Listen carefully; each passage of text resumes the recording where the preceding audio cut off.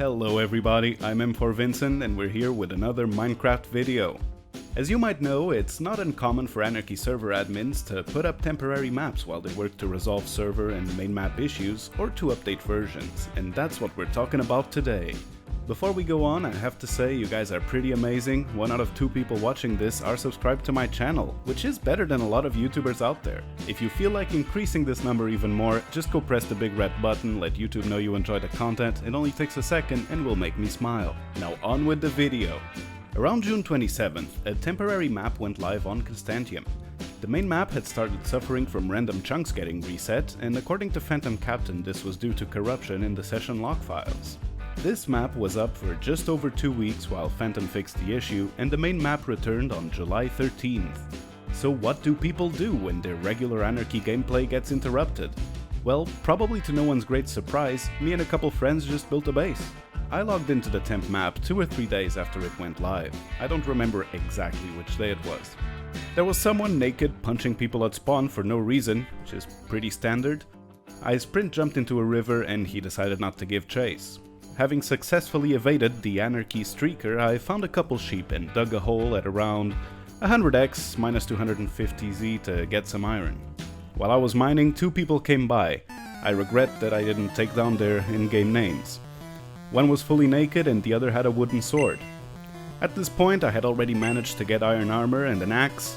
The naked guy messaged me asking if I was friendly and I said, sure, from a distance. His friend didn't seem to get the memo. He walks up with his wooden sword and strikes at me, doing roughly 3.5 hearts of damage. I jumped and dealt a critical strike with my iron axe, which did about 7 hearts of damage, and this was more or less when he saw the error of his ways. He turned tail and started running. Now I'm usually pretty peaceful and forgiving, but I took roughly 1/3 of my health points in damage and didn't have much food, so I wasn't about to let a hostile player run around. I killed him. His friend didn't try to help, so I left him alone. I didn't really want to fight, because I wasn't sure if I could finish it, plus they might manage to return before I got some food. All I wanted was to finish getting set up with the basics. The guy asked me if he could have the dead guy's stuff, so I pretty much gave him everything except the weapons. After this short episode, I finished getting set up and moved out. At about 1000x 5000z, I found a double zombie spawner and figured this would be the best place to get myself some god gear.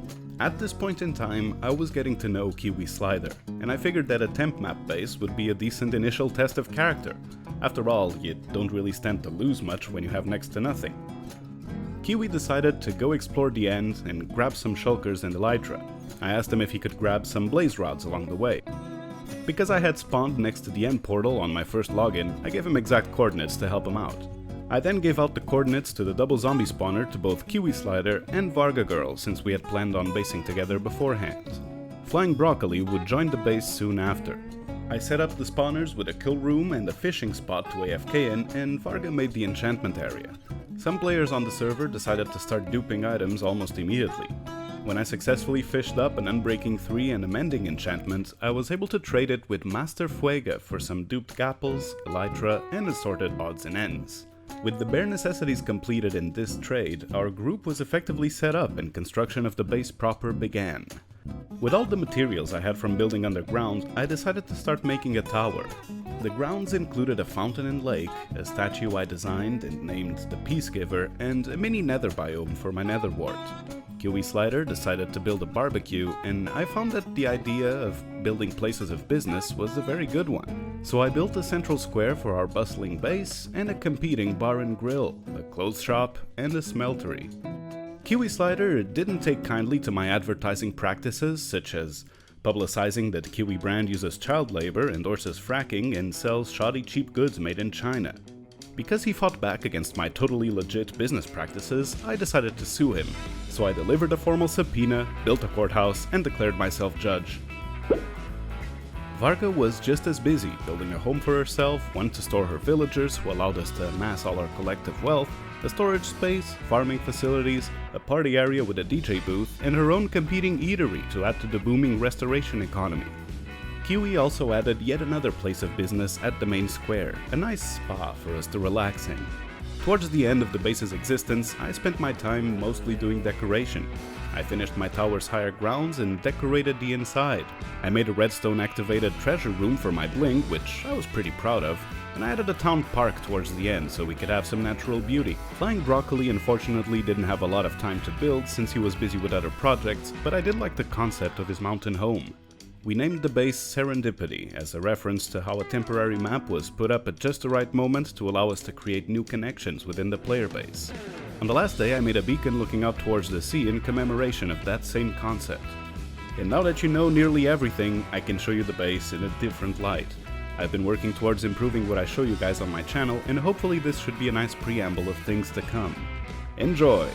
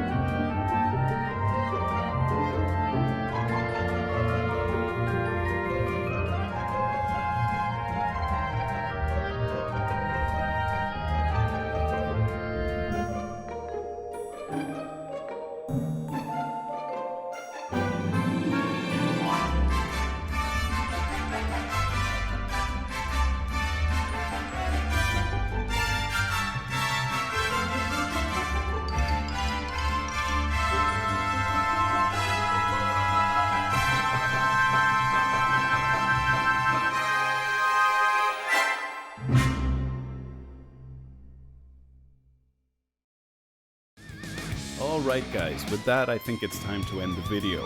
I hope you liked it. If you did, be sure to leave a like, comment, subscribe. All these things poke the algorithm and lets YouTube know that my content is actually worth something. Thank you so much for your support, and I'll catch you next time.